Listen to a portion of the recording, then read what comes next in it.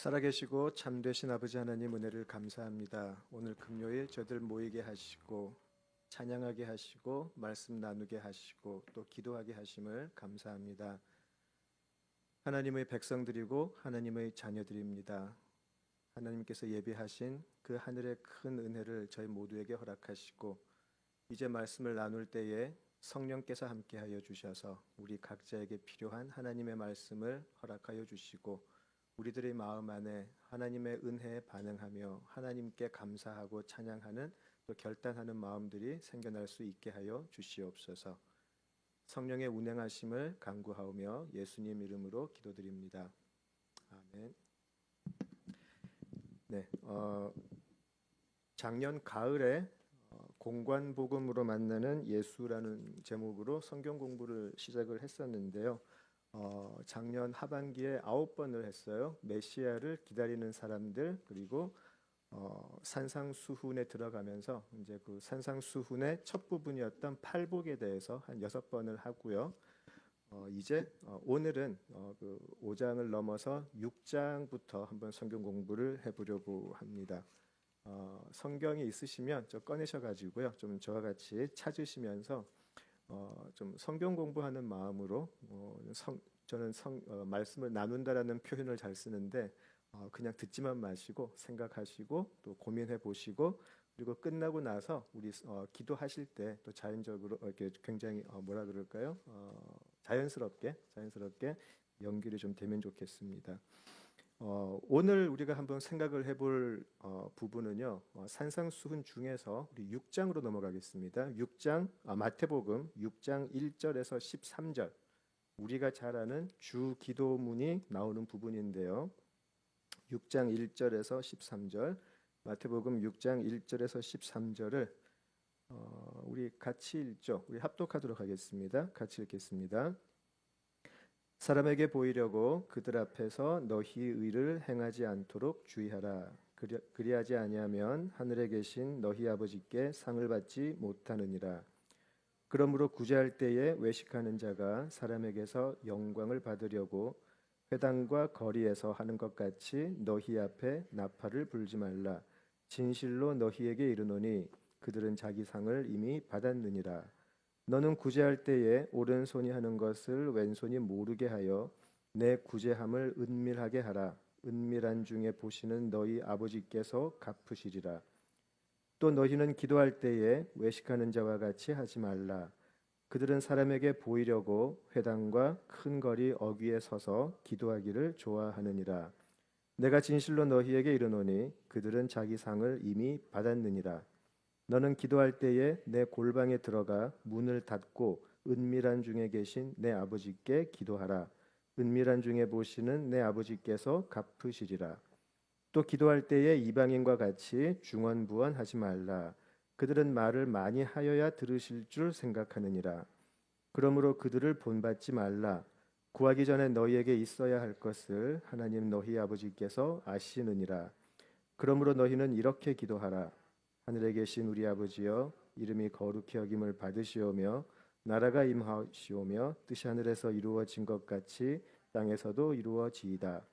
오늘 우리에게 일용할 양식을 주시옵고 우리가 우리에게 죄 지은 자를 사하여 준 것 같이 우리 죄를 사하여 주시옵고 우리를 시험에 들게 하지 마옵시고 다만 악에서 구하시옵소서.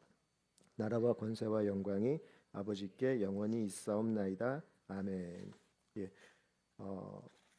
팔복에 관한 설교를 하신 후에 실제로 우리가 신앙생활에서 어떻게 살아야 하는지, 그 팔복의 의미를 아는 사람들, 또 팔복으로 살아가려고 하는 사람들이 어떻게 우리 삶을 살아야 하는가, 거기에 대해서 좀 실천적인 설교를 하시죠.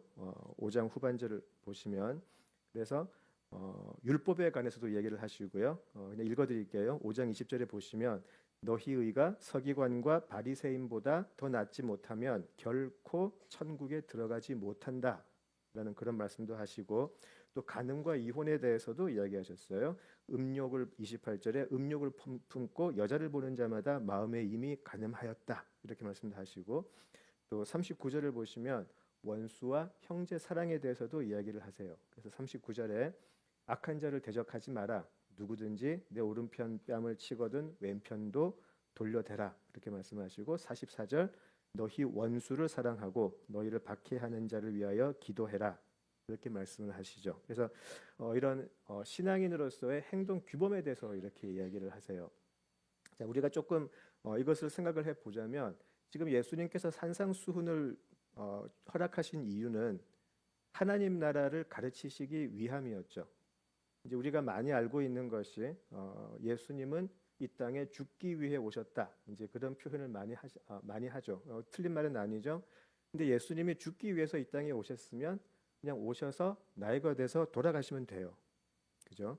근데 예수님은 사역의 기간이 있었고요. 그 사역의 기간 동안 열심히 가르치셨던 것이 하나님 나라라고 분명히 쓰여져 있어요. 그리고 예수님께서 부활하신 후에 완전히 하늘에 승천하시기 전에 그 짧은 기간에도 예수님께서는 오직 하나님의 나라에 대해서 가르치셨다. 그렇게 사도행전이 이야기를 하고 있어요. 그래서 우리가 이 하나님의 나라라는 이 큰 컨텍스트 안에서 예수님이 지금 하시는 말씀이 무엇인지를 알아가는 게 굉장히 중요하다는 것이죠. 그래서 팔복을 이야기하실 때 심령이 가난한 자는 복이 있나니 천국이 저희 것이미요 이런 식으로 나가는 그 팔복에 관해서 이야기하실 때도 그 가장 큰 전제는 이것이 하나님의 나라를 상속받는 자들의 모습이다라는 것이 전제가 되어 있는 것이죠. 자, 그래서 그런 팔복을 따르는 사람들이 이런 일상생활 속에서 어떻게 살아가야 하는가에 대해서 5장 그 8부 이후에 이야기를 하시고 나서 오늘은 6장으로 넘어가 가지고요. 기도에 대해서 좀 이야기를 해보려고 해요. 기도와 구제와 금식인데요. 자, 그런 실천적인 삶에 대해서 예수님께서 말씀하신 후에 6장으로 넘어가는 그 마지막 부분이 굉장히 중요한 연결고리가 돼요. 그래서 5장 마지막 절을 보시면 48절인데요. 5장 마지막 48절을 보시면 이렇게 되어 있어요. 그러므로 하늘에 계신 너희 아버지의 온전하심과 같이 너희도 온전하라라고 결론을 지으시고 6장 1절로 가시면 사람에게 보이려고 그들 앞에서 너희 의를 행하지 않도록 주의하라. 그리하지 아니하면 하늘에 계신 너희 아버지께 상을 받지 못한다. 그렇게 5장과 6장이 연결이 돼요. 다시 말씀드리면 지금 예수님께서는 팔복과 우리 신앙의 삶을 이야기하시면서 우리에게 온전할 것을 요구하시죠. 그 온전해지는 것을 요구하시면서 한 가지 주의를 주시는 게 자, 그렇지만 그런 온전해지려고 하는 그런 삶의 모습 속에 너희들이 반드시 알아야 될 것은 사람에게 보이려고 하면 안 된다라는 거죠. 사람에게 보이려고 하면 안 된다. 왜 그럴까요? 하나님이 온전하심과 같이 너희도 온전하여야 한다라는 것이 어떤 의미일까요? 이게 가능하다라고 생각을 하시나요? 하나님의 온전하심, 하나님이 퍼펙트하다는 것은 인정을 할 수 있겠는데 우리 보고 하나님처럼 완벽하게 되라라고 하면 여러분 하실 수 있으시겠어요? 하나님이 온전하신 것 같이 너희도 온전하라라고 하면 되게 부담되지 않으세요? 할 수 없는 일을 말씀하시는 것 같지 않으세요? 자, 이 온전함이 무엇인가에 대해서 잠깐 이야기를 하자면 이런 거예요. 이것을 이해하는 게 중요한 게 그 다음에 나오는 사람에게 보이려고 하는 행동을 해서는 안 되는 이유가 나오기 때문이에요. 자, 이 온전함이 무슨 의미를 가지고 있냐면 하나님은 창조주로서 온 우주와 만유의 창조주로서 그분의 존재에 충실한 거예요. 하나님이 하나님 되심에 완벽하게 충실해 주시는 거예요. 우리가 그런 하나님이 되는 게 아니고 우리는 피조물로서 지음받은 목적에 완벽하게 맞게 살아가는 게 그게 온전함이에요. 하나님의 온전함은 창조주 하나님으로서의 온전함이고요. 우리는 하나님의 택함 받은 피조물로서의 해야 할 일을 다하는 게 온전함이다라는 거예요. 좀 어렵나요? 자, 이 개념이 왜 중요하냐면 하나님과 나의 관계가 어떤 관계인지를 확실하게 아는 게 중요하기 때문에 그래요. 하나님과 나의 관계가 무엇인지, 하나님과 나의 관계가 깨어진 것이 사실은 선악과부터 시작이 되었잖아요. 우리가 하나님으로부터 명령을 받아서 하나님의 뜻대로 살아가는 것이 온전함이었는데 우리가 그것을 어겨버렸어요. 그것을 어기다 보니까 우리와 하나님의 관계가 끊어져 버렸죠. 우리는 분명히 하나님의 뜻대로 살아가야 하는 피조물임에도 불구하고, 그리고 분명히 하나님은 우리에게 주어진 만물을 즐기면서 기뻐하면서 살 수 있는 모든 여건을 주셨음에도 불구하고 우리는 하나님같이 되고 싶은 그 욕심 때문에 우리의 온전함을 이루지를 못했어요. 우리는 그 온전함 속에 있으면 되는데 그러지 못했다라는 거죠. 자, 그래서 성경적인 표현으로는 그것이 하나님과 우리 사이에 의의 관계가 깨어졌다라고 그래요. 하나님은 하나님의 위치에 완벽하게 행해 주시고 우리는 피조물로서 피조물의 역할을 다하고, 이게 성경에서는 의로운 관계라고 그래요. 서로가 각자의 맡은 역할에 충실하게 다하는 것, 그것을 righteous하다 그래요. 우리는 이 부분을 굉장히 잘못 오해를 해서 누가 의롭다라고 하면 도덕적으로 굉장히 에티컬한 사람을 생각을 하죠. 그죠? 도덕적으로 착하고 거짓말하지 않고 그렇게 살아가는 사람들을 의롭다라고 생각을 하는데 성경적인 면에서는 달라요. 우리는 하나님의 피조물로서 우리에게 주어진 삶을 즐기며 하나님의 자리로 가지 않는 거예요. 하나님은 하나님으로서 우리를 다스리시고 우리가 필요한 것을 공급해 주시고 하나님의 뜻 안에서 우리를 지켜주시고, 하나님은 하나님의 역할이 있고 우리는 우리의 역할이 있는 거죠. 자, 그것이 온전함이에요. 그래서 하나님은 온전하셨죠. 우리가 온전하지 못했다라는 거예요. 우리가 온전하지 못했기 때문에 하나님과 우리 사이의 관계가 멀어진 거죠. 끊겨버린 거죠. 영적으로는 사망의 자리까지 가게 된 것이죠. 그죠? 자, 그렇다면 어디서부터 이것을 바로 잡아야 될까요? 우리가 온전하지 못했어요. 우리는 우리의 위치를 잊어버리고 엉뚱한 자리로 나가려고 했다라는 거죠. 그죠? 자, 그런데 6장 1절을 다시 보시면 사람에게 보이려고 그들 앞에서 너희 의를 행하지 않도록 주의하라라는 말이 따라오게 돼요. 왜 그러냐면 간단하게 말하면 이거예요. 우리가 의를 행한다라는 것을 사람들 앞에서 인정받고 싶다라는 것은 뭐죠? 내가 영광을 받고 싶다라는 가장 원초적인 욕망이에요. 우리로 하여금 하나님으로부터 멀어지게 만들었던 가장 근본되는 욕망이었었어요. 내가 영광을 받고 싶다. 이것이 굉장히 재밌는 일이에요.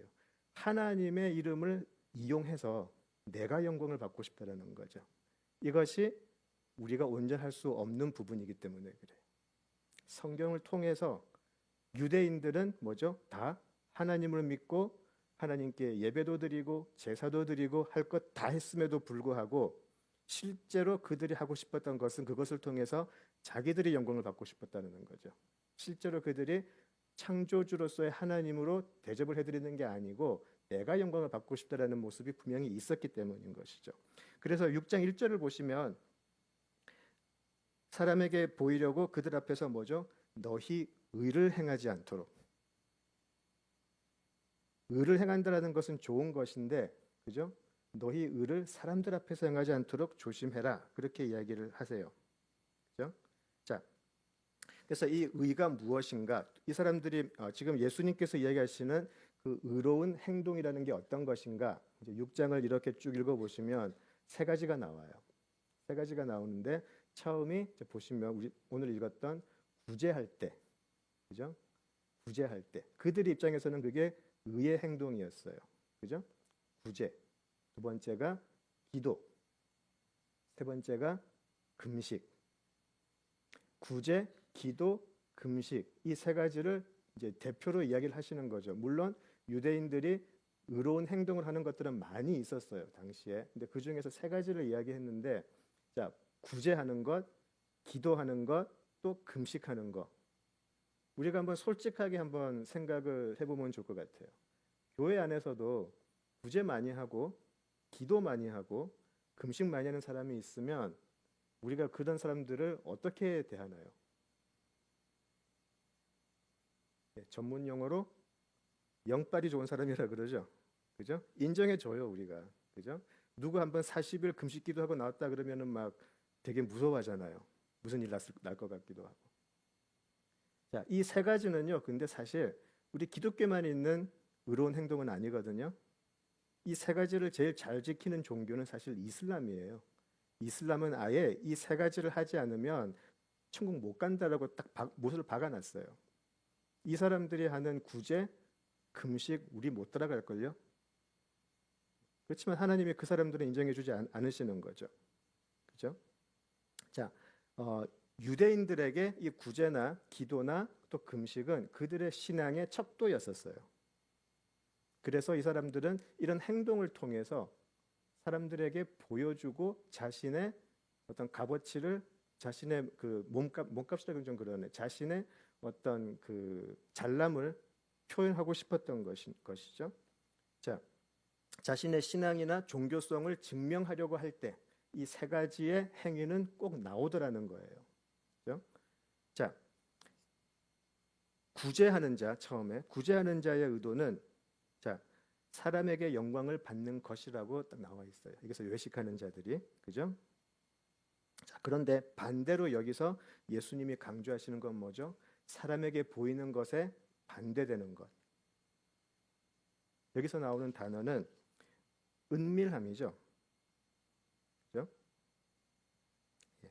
2절을 보시면 구제할 때에 외식하는 자가 사람에게 영광을 받으려고 회당과 거리에서 하는 것 같이 너 앞에서 나팔을 불지 말라 그렇게 되어 있어요. 자, 그리고 나서 4절을 보시면 네 구제함을 은밀하게 하라. 은밀하게 하라. 이렇게 나와 있어요. 은밀하게 한다는 것이 굉장히 중요하다는 것이죠. 그렇죠? 자, 그 사람이 진심으로 저 구제의 행위를 하는지 안 하는지를 판단할 수 있는 사람은 없어요, 사실. 우리는 우리 스스로도 속이거든요, 솔직하게. 오직 하나님밖에 없다라는 거죠. 그 사람의 행위가 진실로 하나님께 영광을 돌리는 하나님께서 기뻐하시는 것이기 때문에 내가 반응하는 것이라면 은밀한 곳에서도 충분히 할 수 있다라는 것이죠. 사람들이 보는 앞에서가 아니라도. 예전에 있던 교회에서 제가 어떤 안수 집사님이 하시는 말씀을 잠깐 한번 제가 말씀드렸던 것 같은데 교회 와가지고 못 하나를 박아도 나 여기 못 박아 꼭 이야기를 한번 하고 보는 사람이 꼭 한 명을 있는 거 확인하고 다 박지 않냐 그런 얘기를 하시더라고요. 우리는 그렇게 뭔가 이렇게 레코그나이즈 돼야 우리의 신앙의 모습, 신앙에 좀 성장하는 듯한 그런 착각에 빠질 때가 있다라는 거죠. 자, 그런 이야기 들어보셨어요? What do you do when people are not watching? 그죠? 우리가 많이 물어보는 질문 그런 거 있잖아요. What would you do? 뭐죠? 예수님이었으면 어떻게 했을까? 뭐 그런 질문 하잖아요. 근데 또 하나의 질문이 있어요. 사람들이 안 볼 때 나는 무엇을 하고 있나? 사실 그 질문만큼 뼈 아픈 질문이 없거든요. 그렇죠? 여러분들은 어떠세요? 저는 이 질문에 참 답하기가 좀 힘들어요. 여러분들은 어떠세요? 여러분들은 사람들이 안 볼 때 어떤 모습으로 계세요? 예수님께서 지금 짚으시는 부분이 이거죠. 지금 많은 유대인들이 사실은 하나님과 나와의 관계보다는 내가 사람들에게 어떻게 보일까를 더 중요시하게 생각을 한다라고 말씀을 하시는 거죠. 그죠? 자, 그렇다면 내가 하나님을 섬기는 일을 하면서 내가 높임을 받고 싶은 마음이 생긴다 그러면 온전하지 못한 거예요. 나는 하나님의 피조물로서 온전함을 이미 이루지 못하고 있는 거예요. 이것은 의롭지 못한 관계가 되어버리는 거예요. 하나님께서 용납하실 수 없는 자리로 간다라는 거죠. 자, 그래서 예수님이 그렇게 얘기를 하세요. 구제하는 거 나쁘지 않아요. 해야 되죠. 그런데 이 사람들 앞에서 나팔 불면서 표내면서 그렇게 구제를 했나? 너희들은 이미 상을 받았다라고 얘기하세요. 자, 여기서 상을 이미 받았다라는 그 말에는요, 그냥 니들 상 받았으니까 니들 그냥 상 받았다 이런 단순한 표현이 아니고요, 단절을 의미를 해요. 끝이다. 끝이다. 근데 왜 그러냐면 그 다음에 예수님께서 하시는 말씀이 이거예요. 은밀하게 하는 구제는 하나님이 뭐죠? 갚으시리라라고 되어 있어요. 니들이 표내면서 하는 그런 구제는 이미 상을 받았다, 끝났다, 지금인데 은밀함 속에서 아무도 모르게 하는 구제 행위를 하나님께서는 갚으실 것이다라고 미래로 이야기를 하세요. 미래로 이야기를 하세요. 자, 이것이 중요한 거예요. 은밀함 속에 하는 사람들이 그 사람들에는 미래에 하나님이 하실 것에 대한 확신이 있어요. 자, 미래를 확신하고 오늘 행동한다는 것. 미래에 있을 일을 오늘 내가 확신을 가지고 할 수 있다라는 것을 성경은 뭐라 그러죠? 히브리서에서 이야기를 해요. 그걸 믿음이라고 그래요. 그 유명한 히브리서 1장 11장을 보시면 믿음을 정의할 때 믿음이 바라는 것의 실상이라 그래요. 바라는 것이 오늘 중요한 서브스텐스로 이미 저한테 와 있는 거예요. 그리고 믿음은 보이지 않는 것의 증거, 에비던스라고 되어 있어요. 이게 가능할까요? 내가 정말 믿음이 있는 사람인가 아닌가를 볼 때 저 사람의 믿음이 지금 잡히지도 않고 보이지도 않는 것이 실제로 들어가 있는 건지, 아니면 사실은 저 사람은 하나님 믿지 않으면서 허상을 믿음으로 착각하고 있는 사람인지 분별하시겠다라는 거예요. 근데 사람들에게 보이려고 구제하고 신앙의 행위를 하는 사람들은 실상은 믿음이 없는 사람일 수 있다라는 거예요. 그런 의미에서 보자면. 왜냐하면 앞으로 하나님이 갚으실 것, 미래가 현재로 들어와 있지 않기 때문에 지금 현재가 제일 중요하기 때문에 이 사람에게는 사실은 하나님께서 원하시는 믿음은 찾아볼 수 없다라는 거죠. 이 6장의 말씀은 굉장히 무서운 말씀이에요. 그래서 우리가 팔복을 이야기할 때 제가 잠깐 말씀을 드렸던 것 같은데, 그리스도인들은 미래를 오늘 살아가는 사람들이에요. 이미 미래에 있을 일을 확신을 하고 우리는 그 확신을 오늘 살아가는 사람들이죠. 그래서 오늘 살아갈 때 힘든 일 많죠. 우리를 실망시키는 일 많고 때때로는 어떻게 나아가야 될지도 모르겠고 우리를 절망시키고 하는 일이 가득하지만 우리는 미래를 아는 사람들이기 때문에 우리는 오늘 그 미래를 살아가는 사람들이라는 거죠. 그것이 신약에서 이야기하는 우리의 실제적인 믿음이에요. 실제적인 믿음. 자, 그래서 이런 실제적인 미래를 오늘 살아가지 못하는, 다시 말해서 미래에 일어날 일, 보이지 않는 것들이 실상이 되지 않고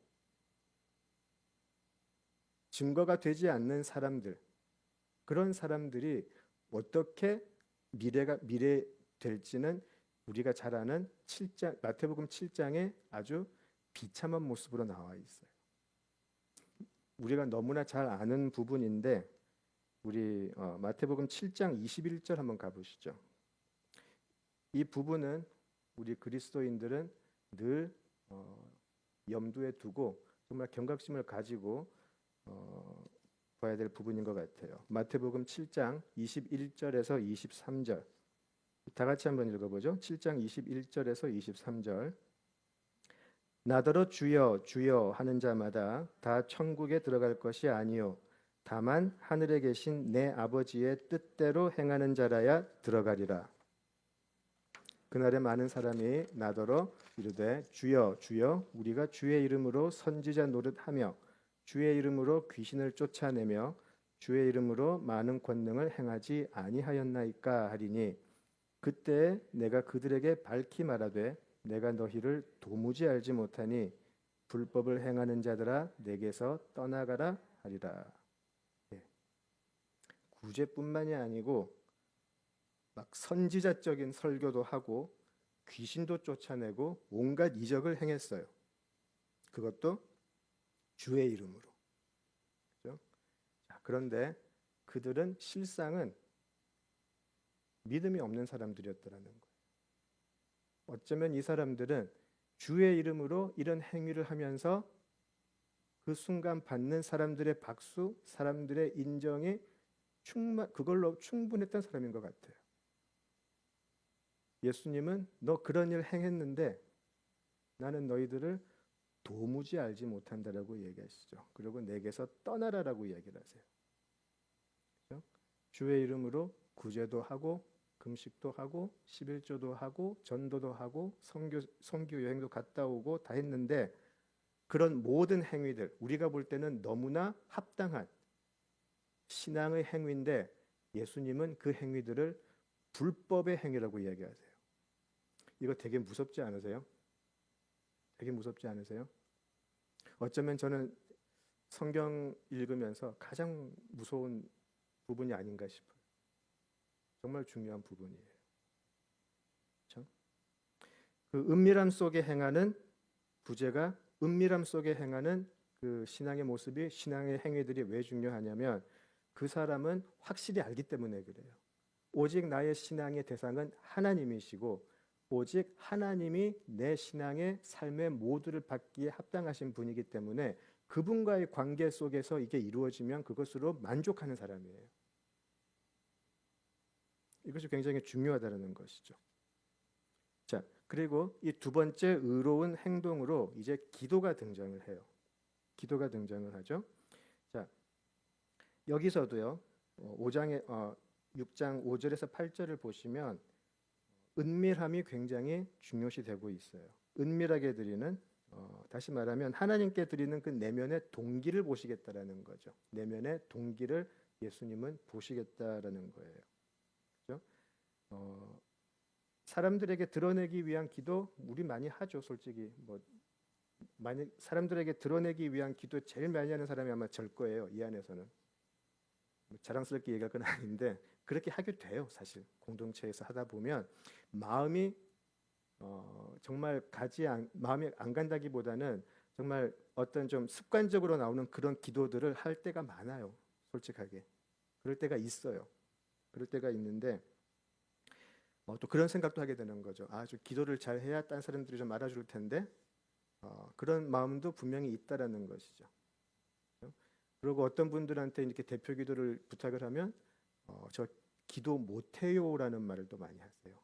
그 기도를 잘하고 못하고는 예수님께서는 여기서 말씀하시는 거는요, 적어도 그 사람의 마음이 중요한 거지 사람이 기도를 할 때, 누가 기도를 할 때 우리가 듣기에 그 기도가 참 아름답고 그 기도가 딱 체계가 잡혀 있고 예수님은 그런 건 보시지 않겠다라는 거죠.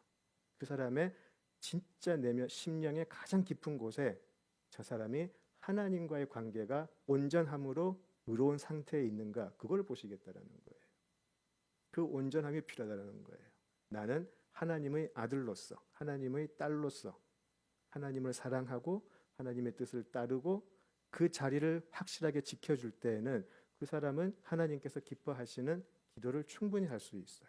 단어가 서투르고 기도가 서투른 것 같이 우리에게는 들릴지라도 오히려 하나님은 그런 기도를 기쁘게 받으신다라는 것이죠.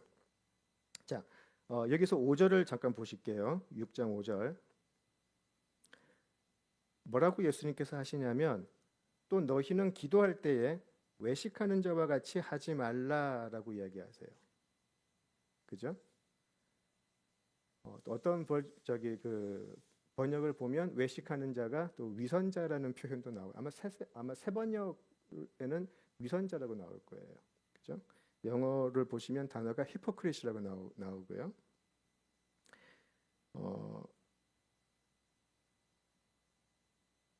이 외식하는 자라는 것을 여러분은 어떻게 생각하세요? 어떤 사람들이 외식하는 자, 어떤 사람들을 보고 외식하는 자라 그래요?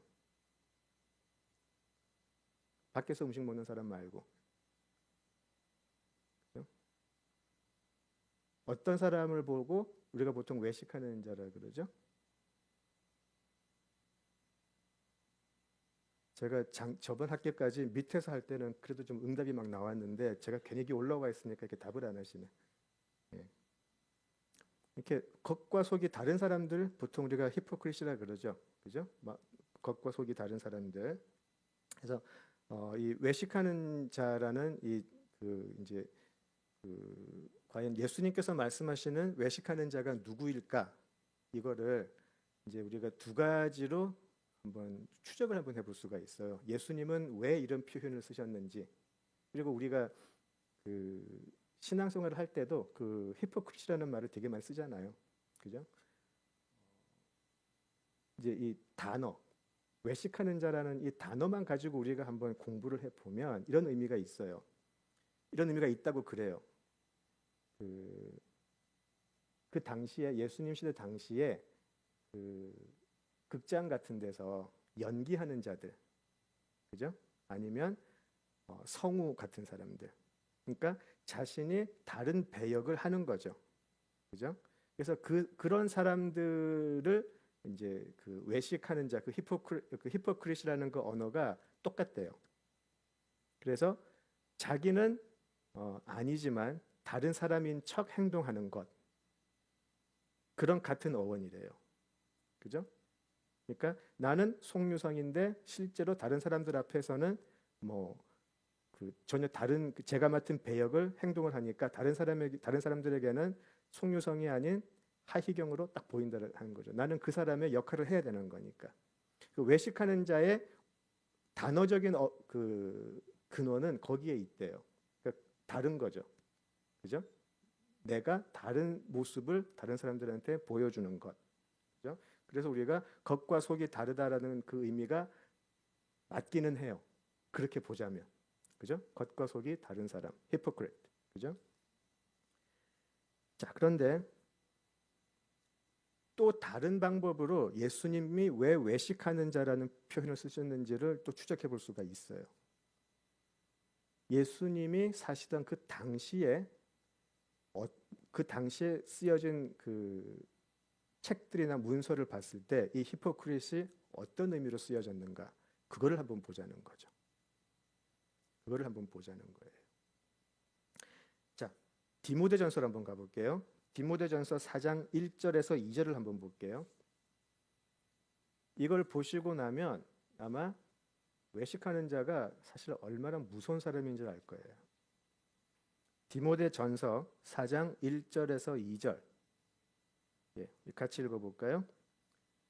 그러나 성령이 밝히 말씀하시기를 후일에 어떤 사람들이 믿음에서 떠나 미혹하는 영과 귀신의 가르침을 따르리라 하셨으니 자기 양심이 화인을 맞아서 외식함으로 거짓말하는 자들이라. 이렇게 나와 있어요. 자, 초기 기독교 시절에 쓰여졌던 많은 문헌을, 많은 책들을, 많은 그 기록들을 공부하신 그 교회 역사가들의 공통된 말이 있어요. 이 부분에 대해서. 그 당시에 외식하는 자들은 그냥 단순히 겉과 속이 다른 위선자 정도가 아니었다라는 거예요. 방금 디모데전서에서 바울이 이야기하듯이 거짓말하는 자인데, 외식하는 자들은 거짓말하는 자인데 미혹하는 영과 귀신을 따르는 자라고 되어 있어요.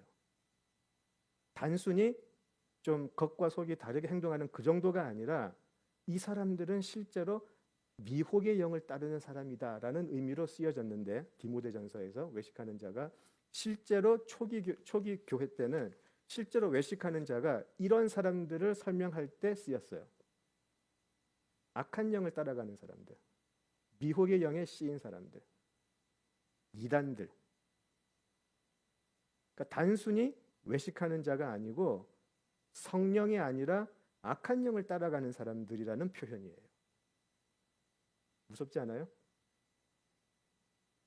사도 바울이 디모데에게 얘기할 때 그 컨텍스트예요. 그래서 그 당시에 사도 바울이 활동하던 그 당시에 쓰여졌던 많은 문헌들에서는 너희들 절대로 외식하는 자들이랑 어울리지 마라. 집안에 들리지 말라. 너희 공동체에 들어오는 것을 경계하라. 왜요? 그 사람들은 악한 영에 씌인 사람들이기 때문에 그렇다. 그 의미예요. 무섭죠. 단순히 다르게 행동하는 사람들이 아니에요. 한국에 그렇잖아요. 한국에 가서 교회를 이렇게 저 건물들을 보면 어떤 교회에는 막 붙여놨어요. 신천지 들어오지 말라고, 신천지 출입 금지 그런 스티커 있잖아요. 그죠? 왜 그러죠?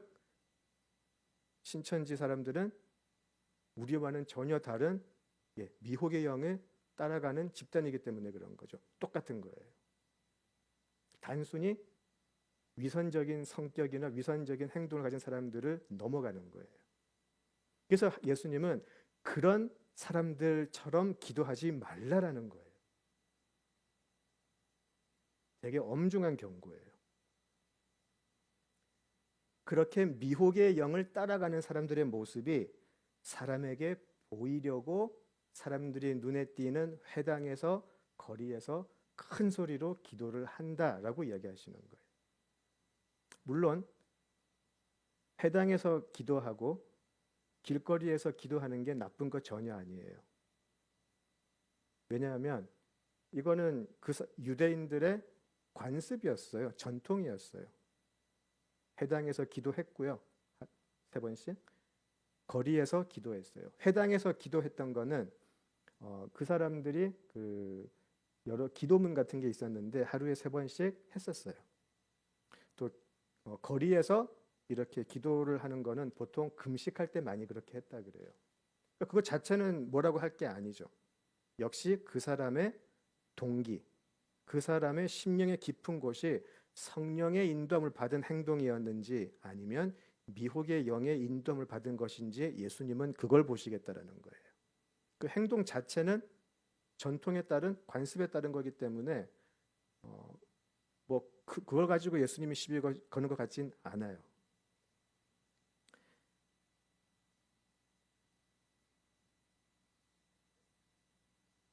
굉장히 좀 심각해지셨네. 예수님께서 지금 경고하시는 모습은 사실 우리에게 심각한 경고가 되어야 돼요. 우리의 기도의 삶 속에 혹시 내가 외식하는 자처럼 기도를 하고 있나? 기도뿐만이 아니겠죠. 구제를 하고 우리의 모든 신앙생활 속에서 외식하는 자처럼 할 수 있다라는 거예요. 그 외식하는 자는 단순히 겉과 속이 다른 것이 아니라 미혹의 영과 악한 영을 따라가는 거짓말하는 자들이다라고 이야기를 하고 있어요. 그 사람들과 단절하라는 거예요, 사실은. 디모데에게 이야기하는 것은 무서운 거예요, 사실. 자, 그렇다면 예수님은 우리에게는 어떻게 얘기하시나?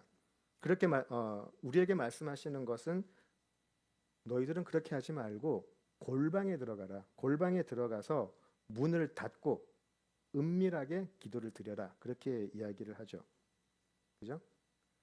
이제 그때 유대인들이 사는 그 주거의 모습을 한번 공부를 해 보시면 사실은 우리가 생각하는 그런 방이 아니에요.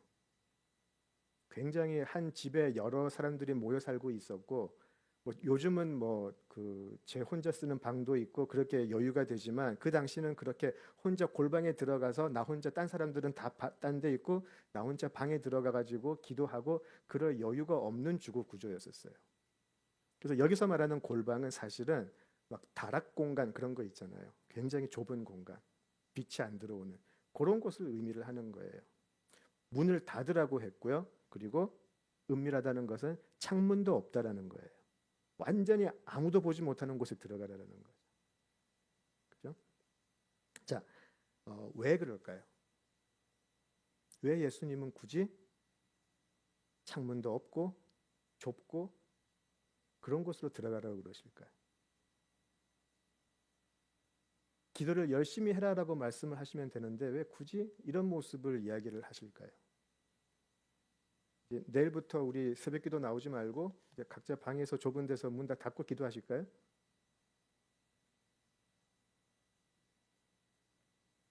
여기 보시면 예수님이 이 말씀을 하시면서 그 말씀을 하세요. 6절에 보시면 기도할 때에 골방에 들어가 문을 닫고 은밀한 중에 계신 내 아버지께 기도하라. 은밀한 중에 계시는 내 아버지께 기도하라. 그리고 은밀한 중에 보시는 내 아버지께서 라고 이야기를 하세요. 이것이 단서가 되는 거죠. 하나님이 어떤 분인 줄 아느냐? 하나님이 어떤 분인 줄 아느냐? 은밀한 중에 계시고 은밀한 중에 보시는 분이다. 그거를 네가 알아야 된다라는 거죠. 그렇지 않고 다른 우상을 섬기는 자들처럼 어떤 특정한 곳에 가가지고 여기만 하나님이 있는 것처럼 가서 빌고 어디에 가야 하나님이 있는 것 같이 느껴지고 이렇게 하지 말라라는 거죠. 그렇죠?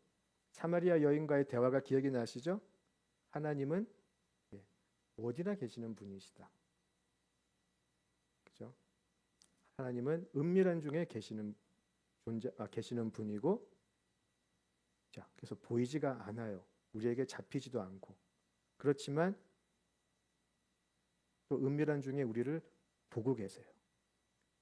세상과 완전히 단절된 빛도 들어오지 않는 그 어둠 속에서 내가 기도를 해도 하나님은 거기 계셔서 은밀한 중에 너를 보고 계신다라는 것을 믿고 하는 기도라는 거죠. 그 믿음이 필요하다는 거예요. 그래서 요즘은 그렇게 하는지 모르겠어요. 아마 유 목사님하고 제가 세대가 같으니까 비슷하니까 그랬을 텐데 예전에 한국에서 중고등부 때는요. 하나님의 속성에 대해서 먼저 공부를 했었어요. 하나님은 무소부재하시고 전지전능하시고 한 30몇 개가 나와요. 그거 주일학교 때 공부했었어요. 하나님이 누구인지를 먼저 알고 딴 거를 시켰었어요. 요즘 그런 거 안 하더라고요. 근데 제일 먼저 나오는 하나님의 속성이 바로 이거였었어요. 하나님은 무소부재하시고, 어렵죠 이 말이 청년들. 어디든지 계신다라는 말이에요. 어디든지 계신다. 그리고 전지전능하시다. 모든 걸 알고 계신다. 항상 우리 국어 공부했었어요. 뉴스그룹 때. 똑같은 말씀이시죠. 하나님은 은밀한 곳에 계시고 은밀한 곳에서 너를 보고 계신다. 그때 기도해라. 그 말씀을 하시는 거예요. 그런데 미혹의 영을 따라가는 사람들은 그런 하나님에 대해서는 관심이 없어요. 내가 사람들 앞에서 큰 소리로 기도하면서 저 사람은 기도의 사람이다 인정받는 게 더 중요한 사람인 거죠. 그렇죠? 자, 여기서 제가 조금 다른 모습을 하나 또 보여드릴게요. 구약의 다니엘서 6장으로 한번 같이 가보시죠. 다니엘서 6장 10절로 한번 가볼게요.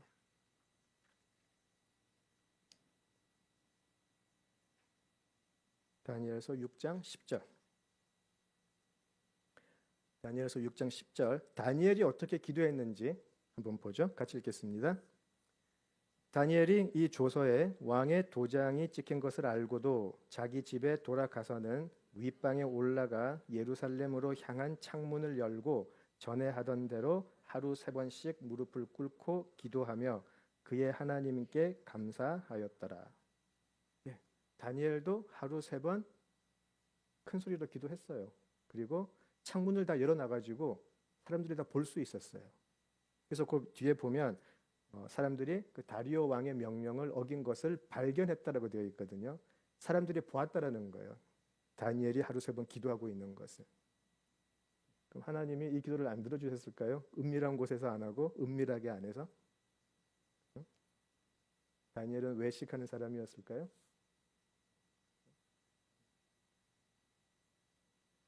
대답을 안 하시네. 우리가 눈에 보이는 것으로 우리 스스로를 판단하고 남을 판단하기 시작할 때 우리도 외식하는 자가 될 수 있어요. 굉장히 조심하셔야 돼요.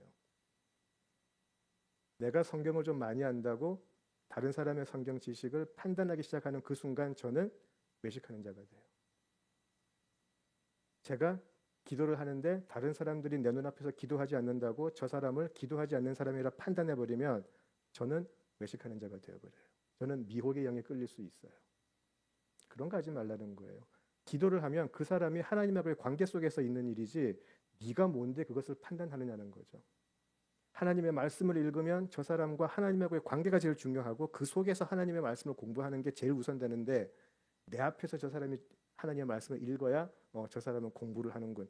이렇게 하지 말라라는 거예요. 까딱 잘못하면 우리도 저도 외식하는 자가 될 수 있기 때문이에요. 하나님이 기뻐하시지 않으세요. 자, 그리고 나서 7절로 가볼게요. 7절을 보시면 또 기도할 때에 이방인과 같이 중언부언하지 말라. 그들은 말을 많이 하여야 들으실 줄 생각하느니라. 이렇게 되어 있어요. 자, 왜 예수님께서 이 말씀을 하실까? 한번 생각해 보죠. 그 중언부언하지 말라라고 되어 있잖아요. 사실 이거 기독교인이 아니면 잘 안 쓰는 단어예요. 중언부언한다. 그죠? 여러분이 생각하는 중언부언이 어떤 거예요? 중언부언하는 기도가 어떤 기도일까요? 보통 우리가 어떤 기도를 중언부언하는 기도라고 하죠? 예, 나눔의 시간이니까 그냥 크게 얘기하셔도 돼요. 예, 괜찮아요. 부담 가지지 말고. 예, 저도 뭐 많이 안다고 올라온 거 아니고 그냥 나누자고 올라온 거니까. 어떤 게 중언부언의 기도일까요? 알맹이가 없이, 그러니까 의미가 없이 말 많이 하는 거, 그걸 중언부언하는 기도. 오케이? 예, 맞아요. 또, 같은 말을 반복하는 거. 오케이. 예, 그 예습을 해온 것 같아. 중언부언이라는 이 표현이 우리 한국 성경으로 보면 사실 명확하진 않잖아요. 영어로 보면 좀 명확하게 나오죠. 그죠? 영어로 보면 제가 찾아봤는데 킹 제임스로 보면은 킹 제임스 버전으로 보면 vain repetition이라고 되어 있어요. 알맹이 없는 반복. 그죠? 자, 그리고 ESV로 보니까 empty words라고 되어 있어요. 예. 그 알맹이 없는 거네. 예. empty words라고 나와 있고 NIV를 보면 이게 사실은 가장 가까운 표현이에요.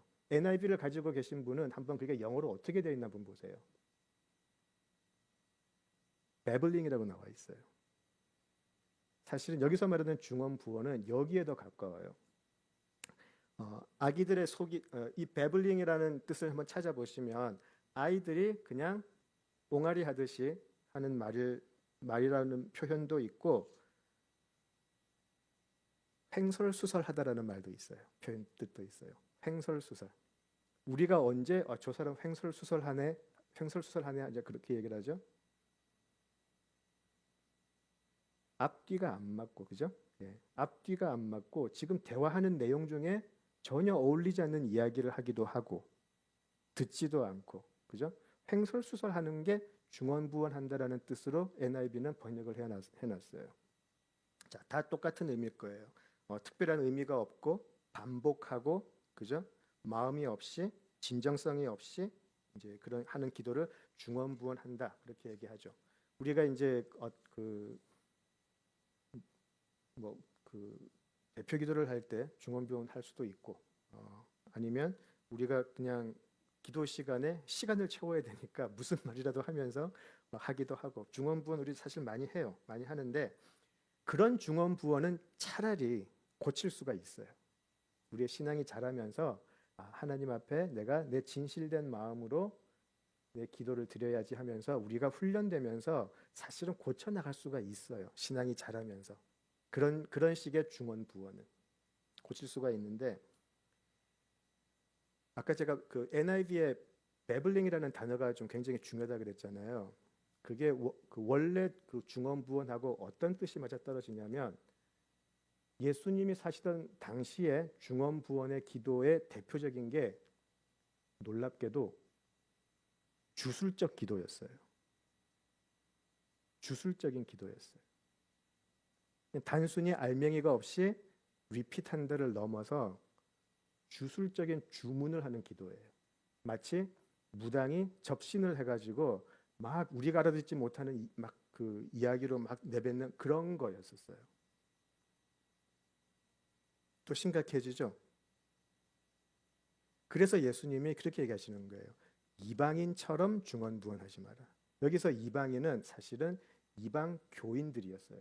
이방 사제들이 자신들의 제사를 지내고 할 때에 자신들이 막 그 영을 받았다 막 그러면서 막 그런 엑스터시 같은 거에 막 차가지고 막 이상한 소리를 내고 했던 그런 주술적인 기도였어요. 그러면서 그 이방 교도들이 항상 어떤 것을 놓고 제사 같은 거를 하면서 자기들이 원하는 것을 받아내려고 그러죠. 그죠? 근데 그 받아내려고 하는 게 어떤 거냐면 우리가 기도하는 거랑 굉장히 비슷한 거 아세요?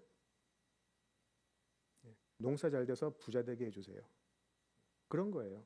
건강하게 해주세요. 근데 그런 것을 할 때에 이방 사제들이 배블링을 하더라는 거예요. 그런 기도를 하지 말라는 거예요. 아까 이야기했던 그런 알맹이 없고 의미 없고 그냥 반복적인 기도, 그것도 맞아요. 그런 의미도 있는데 예수님이 사시던 당시의 중언부언의 기도는 바로 주술적인 기도를 뜻하기도 했어요. 그래서 이방인처럼 하지 마라. 그들은 말을 많이 하여야 들으실 줄 아느니라. 그렇게 이야기하죠. 그러니까 그렇게 해가지고 오랜 시간 동안 막 주술적인 기도를 하고 나면 내 마음에 내 이 성의에 감동해서 이 신이 들어줄 거다. 농사를 짓던 시대였기 때문에 언제 이런 걸 많이 했을까요? 가물었을 때. 사람을 제물로 바치고 나서 접신을 해가지고 막 3시간, 4시간 하루 밤을 새면서 이방 사제가 춤을 추면서 하다가 막 이런 베블린 같은 기도가 막 나왔다라는 거예요. 그렇게 오래 하면 지성이면 감천을 해서 그죠? 들어줄 거다라고 생각을 했던 거죠. 이런 모습이 우리 구약에 나와 있어요. 엘리야와 대적했던 이방 그 사제들이 막 계속해서 비 내려달라고 막 하잖아요. 근데도 비가 안 오니까 막 스스로 막 팔 긋고 막 난리 나잖아요. 그런 식의 기도를 하지 말라는 거예요. 그게 중언부언의 기도일 수 있다라는 거예요. 되게 무섭죠. 단순히 리핏하고 단순히 말만이 하는 것을 넘어서는 것이 이방인처럼 하는 중언부언의 기도예요. 우리는 너무 중언부언의 기도에만 초점을 뒀는데 이방인이 하는 중언부언의 기도는 사실은 굉장히 영적인 거였어요. 다만 그게 성령이 아니고 악한 영이었다라는 거죠. 하나님이 온전하신 하나님이 그런 기도를 도저히 받을 수가 없는 것이죠. 우리가 온전하게 되기 위해서는 그런 식의 기도가 아니라 은밀한 곳에 들어가서 아무도 보지 않아도 너희들의 신심을 다해서 성령으로 드리는 기도를 해라라는 거예요. 그게 하나님께서 기뻐하시는 기도라는 것이죠. 자, 다음 주에 제가 말씀을 드릴 텐데 그래서 이 동일한 부분이 누가복음 11장에도 있거든요. 그러니까 주의 기도문은 마태복음 6장에도 있고요. 누가복음 11장에도 나와 있어요. 그런데 재밌는 게 이 주 기도문에 이야기하고 나서 결론이 누가복음과 마태복음이 살짝 달라요. 물론 큰 의미에서는 같은데 살짝 달라요. 왜 그러냐면 누가복음에서는 가서 한번 읽어보세요. 11장. 지금은 시간이 없으니까. 누가복음에서 11장에서 주 기도문을 가르쳐 주시고 난 다음에 예수님이 바로 하시는 게 뭐냐면 간청이에요. 그리고 하나님이 니들이 그렇게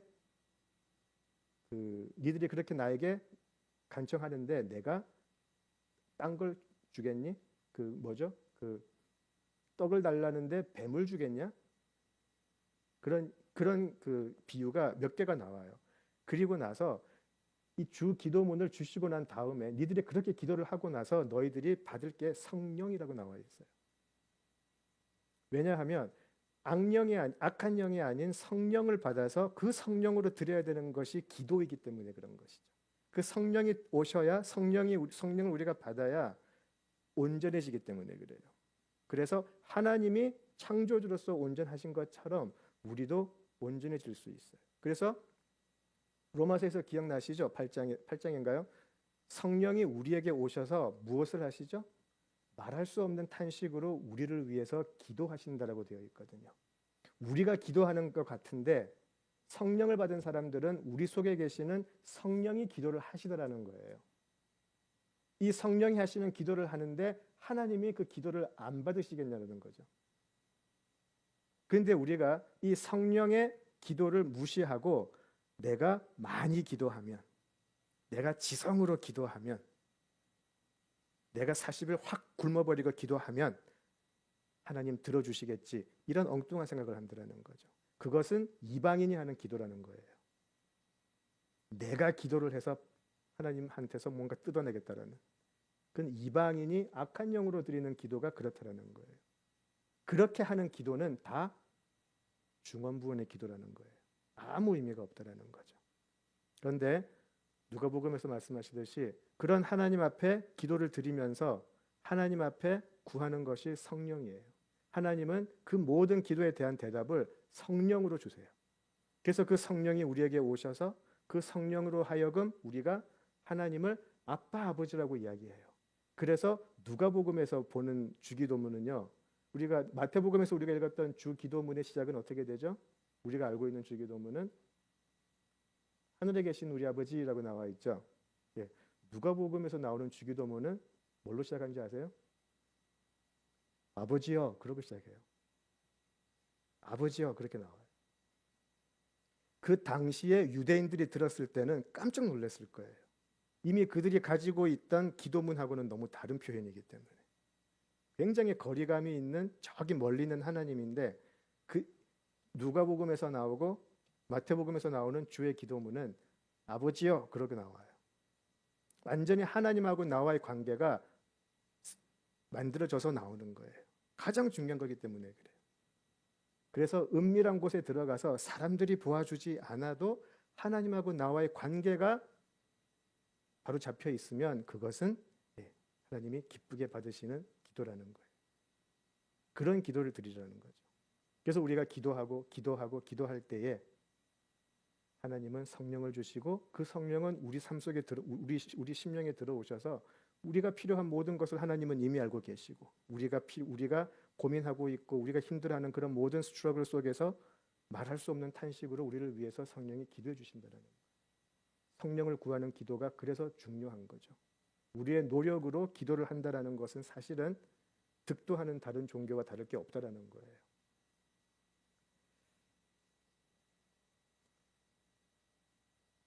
너무 세요? 성경에서 그렇게 말씀하시니까 전할 수밖에 없어요. 우리가 기도에 대한 생각을 좀 바꿀 필요가 있기 때문에 그래요. 왜 아까 제가 굳이 디모데전서에 외식하는 자 그리고 악한 영, 미혹하는 영 그런 얘기를 했냐면 기도라는 것은 엄청난 영적인 전쟁이기 때문에 그래요. 그냥 단지 내가 6시에 일어나서 기도하고 내가 자기 전에 1시간 동안 기도하고 달달이 기도원에 가서 기도하고 이런 행위적인 게 중요한 게 아니고요. 기도는 미혹하는 영, 악한 영을 대적하는 성령의 싸움이기 때문에 그래요. 우리의 행위로만 가지고 있으면 우리는 쉽게 악한 영을 따라간다라는 아주 엄중한 경고이기도 해요. 그래서 우리가 기도할 때에 그거를 굉장히 염두를 둬야 된다는 거죠. 굉장히 무서운 거예요. 우리 이제 이미 이 세계에 발을 들였기 때문에 이 신앙이라는 세계에 발을 들였기 때문에 여러분은 영적인 전쟁을 하셔야 되는 분들이에요. 저도 마찬가지고. 그렇죠? 자, 그렇다면 어떤 건지를 알아야죠. 이 영적 전쟁에서 가장 중요한 것이 말씀이고 기도인데 우리가 기도를 어떻게 생각하느냐는 정말 중요한 거죠. 큰 고민이 필요하고요. 근데 이제 이것을 아까 제가 이방사제 이야기를 했는데 굉장히 이제 행위적으로 우리가 기도를 자꾸 알다 보니까 어떤 부작용이 생겼냐면 기도를 아주 형식적으로 하는 무리들이 생겨났고요. 아주 형식적으로. 반대편은 신비주의자들이 막 생기기 시작했어요. 그래서 기도를 하면은 막 몸이 떨려야 되고 막 기도를 하면은 막 눈이 뒤집어져야 되고 기도할 때 막 갑자기 막 이빨에서 금이빨이 나오고 막 그런 것들이 하나님이 임하신다는 증거로 본다는 거죠. 심지어는 방언을 하지 않으면 구원을 못 받는다 그런 얘기도 하기 시작하고요. 이상한 그건 교파가 아니고 뭐라 그래야 되는지 모르겠어요. 그런 무리들이 생겨나기 시작했어요. 젊었을 때 한때 관심이 있어가지고 아주 가까이 가본 적은 있어요. 아주 허망한 거예요. 미혹이었어요. 마지막에 제가 발견한 것은 미혹이었어요. 은밀한 곳에 계시고 은밀한 곳에 역사하시는 하나님을 그 사람들은 몰라요. 하나님은 그렇다고 하는데 자기들이 인정을 하질 않아요. 여러분들 나중에 또 특히 우리 청년들 이곳을 떠나서 다른 교회, 다른 지역에 가서 다른 교회를 출석하고 막 그렇게 할 때에 여러분들 영적인 분별은 꼭 하셔야 돼요. 꼭 하셔야 돼요. 이상한 무리들에게 넘어가가지고 저렇게 기도해야 뜨거운 기도지 그런 거 넘어가지 말라라는 거예요. 분명히 예수님께서 말씀하셨어요. 하나님은 은밀한 곳에서 은밀하게 보시는 하나님이다라고 분명히 말씀하셨는데 눈에 보이는 현상으로 이렇게 기도해야 된다라고 미혹하는 자들, 외식하는 자들, 이방 사제적인 기도를 하는 사람들 반드시 분별하셔야 돼요. 절대 넘어가지 마세요. 자, 그렇다면 우리는 어떻게 기도해야 하나? 예수님이 어떻게 기도를 해야 하나를 가르쳐 주시는 게 이제 우리가 잘 아는 주 기도문이죠. 그렇죠? 우리가 자꾸 이렇게 음절을 끊어가지고 주기도문이라는 말을 많이 하는데 원래는 주기도문이 아니고 주 기도문이에요. 주의 기도문. 자, 이 주의 기도문은 사실 굉장히 중요한 기도인 거는 우리가 알죠. 근데 제가 지금 이거 공부하면서 하나 되게 굉장히 재밌게 봤던 게 뭐냐면 제가 한 1700년도 정도 그때 쓰여졌던 제 책을 한번 봤어요. 주 기도문에 대해서. 근데 그때 벌써 1700년도에 벌써 막 그런 말을 쓰더라고요. 주 기도문을 아무 의미 없이 그냥 외우는 사람들 막 욕을 해냈더라고요. 벌써 그때부터 주 기도문에 대해서 큰 고민 없이 그냥 예배 마칠 때 그냥 같이 그냥 한번 하고 끝나고 그런 게 벌써 그때부터 있었던 것 같아요. 저는 현대 교회만 그런 줄 알았는데 주 기도문에 대해서 굉장히 좀 가볍게 생각했던 것 같아요. 역시 초대교회 시절에 기록을 보면 주 기도문이 굉장히 자주 쓰였어요. 언제 쓰였냐면 예배 시작할 때, 예배 마칠 때, 더 놀라운 건 귀신을 쫓는 축사를 할 때, 그리고 사람을 고칠 때, 사람들이 이렇게 모여서 아픈 사람을 중간에 두고 주 기도문을 많이 했더라고요. 그러니까 이 기도문 자체가 사실은 굉장히 영적인 힘이 있어요, 실제로. 자, 그거는 이제 제가 나중에 말씀을 드리기로 하고, 우리가 알고 있는 주 기도문을 한번 잘 생각을 한번 해보시면 좋겠어요. 하늘에 계신 우리 아버지여 이렇게 시작을 하잖아요. 그러니까 벌써 우리가 마가복음을 처음 볼 때 이야기했어요. 마가복음의 첫 시작이 주 예수 그리스도의 복음의 시작이다. 그렇게 시작을 했는데 그 당시의 상황으로 보면 마가복음 1장 바로 첫 부분 1절에 이 모든 것이 주 예수 그리스도의 복음의 시작이다라고 했었을 때 이 사람은 죽임을 당해요. 왜냐하면 황제가 살아있는데 유앙겔리온 복음의 시작이다라고 해버리면 새로운 나라가 시작이 된다라는 의미였기 때문에 굉장히 위험한 이야기였었어요. 근데 마가복음은 그렇게 시작을 해요. 주기도문도 혁명적인 표현이 들어가는 거예요. 아버지여라는 표현이 나오는 거예요. 하나님께 옛날에 유대인들은 여호와라는 들으셨죠? 여호와라는 단어도 글을 쓸 때 야훼라는 말이 나오면 가가지고 몸 씻고 정성을 들여서 쓰고 그랬었어요. 그 하나님의 이름은 그들에게는 정말 성스러운 이름이었기 때문에 근데 그 하나님을 그냥 아버지여라고 부르고 들어가는 기도는 완전히 혁명적이었던 거죠. 그 당시. 그게 주 기도문의 성격을 딱 규정을 해요. 하나님하고 우리와의 관계가 어떠한 관계인가를 명확하게 하고 들어가는 거죠. 그래서 예수님은 은밀한 곳에 가도 너와 하나님하고의 관계만 올바르면 대속해라는 거죠. 구제도 은밀한 곳에 해도 하나님은 아신다. 충분하다라는 거죠. 여러분은 어떻게 기도를 시작하세요? 한번 잘 생각을 한번 해보시면 이거 재밌을 거예요. 나는 평소에 기도를 어떻게 시작하나 한번 생각을 해보세요. 할 때마다 다를 수도 있고, 아니면 어떤 분들은 의도적으로 쓰는 표현들이 있을 거예요.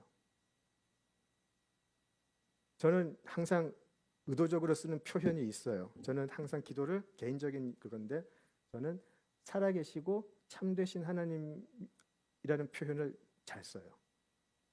이거는 이제 그 데살로니가전서 1장 9절에 나오는 표현이거든요. 바울이 데살로니가 교인들을 칭찬을 하면서 너희들은 살아계시고 참되신 하나님을 섬겼다라고 되어 있거든요. Living and true God. 근데 어느 날 그 데살로니가를 읽는데 그 표현에 펑펑 울었어요. 그냥 표현이 멋있다가 아니고 살아계신 하나님, 참되신 하나님을 그 성경을 읽는 그 순간에 This is what I experienced throughout my life. 너무너무 그때 제 삶을 통해서 제가 맞습니다라고 말할 수 있는 딱 그 표현이더라고요. 죽으면은 내 묘비에 저렇게 써달라고 해야지. The living and true God.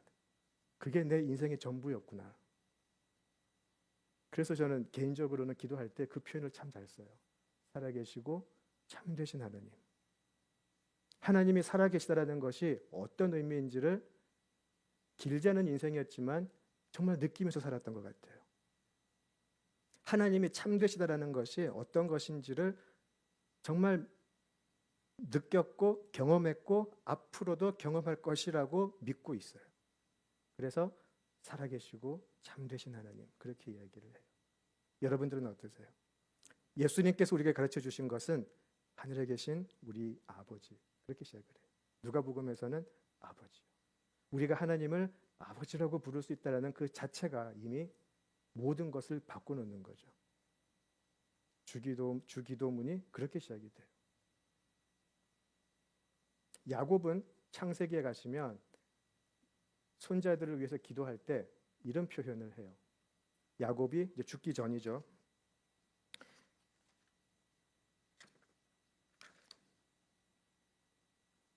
이것도 참 제가 읽다가 제 와이프는 잘 아는 부분 건데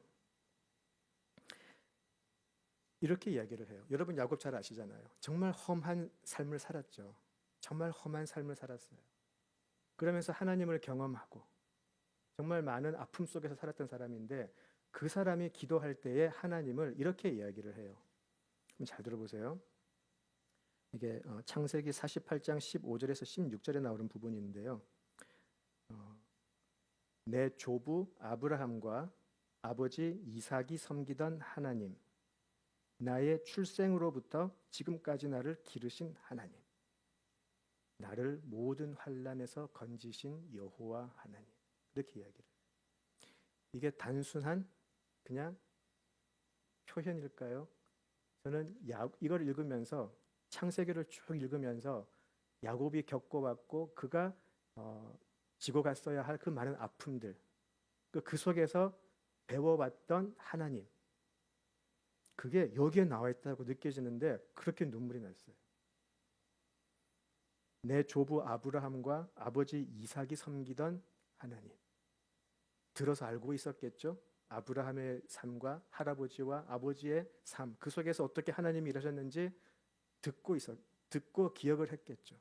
그리고 그 하나님이 자기와 함께하는 하나님이라는 것을 알기 시작했을 거예요. 그러면서 나의 출생으로부터 지금까지 나를 기르신 하나님, 나를 모든 환난에서 건지신 하나님, 그렇게 기도를 시작을 해요. 여러분은 어떠세요? 여러분의 주 기도문이 있고 여러분의 기도문이 있다면 여러분은 그 기도를 어떻게 시작하시겠어요? 남들이 듣기 좋은 표현이 아니고 여러분은 어떻게 하시겠어요? 어떤 하나님을 고백하시겠냐는 거죠. 그렇죠? 주 기도문은 하나님의 나라가 이 땅에 임할 때 우리가 하나님께 구하는 기도. 하늘에 계신 우리 아버지, 아버지여, 그렇게 시작을 해요. 자, 그렇게 시작되는 주 기도문 다음 주에 자세히 한번 공부하기로 하겠습니다. 약간의 프리뷰를 조금 남겨놔야 되겠죠. 그렇게 하고요. 오늘 이제 그 지금 나눔이 끝나고 나서 우리 이제 같이 기도를 하는 시간이 있으면 좋겠습니다. 공동 기도 제목이 나오고 있죠. 예, 제가 지금 눈이 안 좋아서 잘 안 보이는데 쭉 읽어 보시고 마음에 두시고 항상 그 하나님 앞에 드리는 기도에 기억을 해 주시고요. 특별히 저기 건강 회복에 박 목사님, 윤 사모님, 또 변 집사님 쭉 나와 계세요.